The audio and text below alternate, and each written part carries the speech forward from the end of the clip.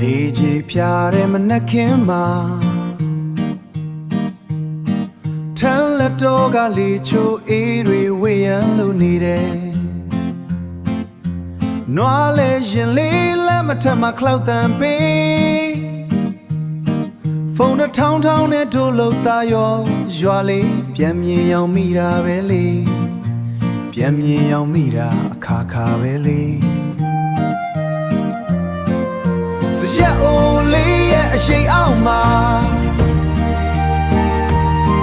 ရေအိုးစင်လေးကအေးမြတဲ့အမောပြေစေနှွေဥပေါင်ရင်ပုတ်လဲဖြူငုံနဲ့ဓမ္မပွင့်ရနံ့တွေလုံသားရွာရဲ့ရိုးရှင်တဲ့အလှတရားဘယ်ရနဲ့မှလဲလို့မရတဲ့ငြိမ်းချမ်းခြင်းတွေလွမ်းလိုက်တာအညာသူအညာသားတွေရဲ့အပြုံးပစိုးအနွမ်းလေးနဲ့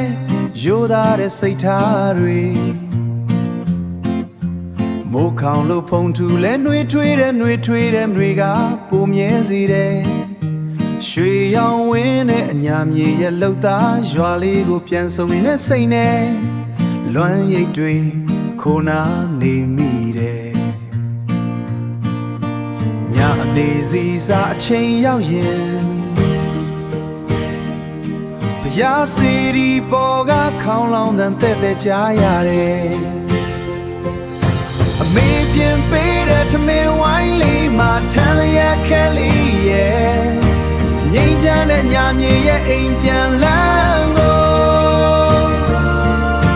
တရရင်နဲ့ရှင်မလွမ်းမောနေစေပါလွမ်းရတဲ့ညာတွေကရှည်ကြလုံးပြီးလွမ်းလိုက်တာလောက်သားချီရွာလေး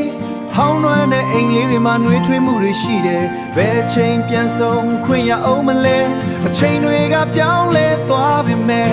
အမတ်တရားတွေကတော့အယောင်မပြေသေးဘူးဘယ်စီရောက်မမိနိုင်နဲ့ငါတို့ဘဝရဲ့လှုပ်သားချိန်တန်ရင်ပြန်ခဲ့မယ်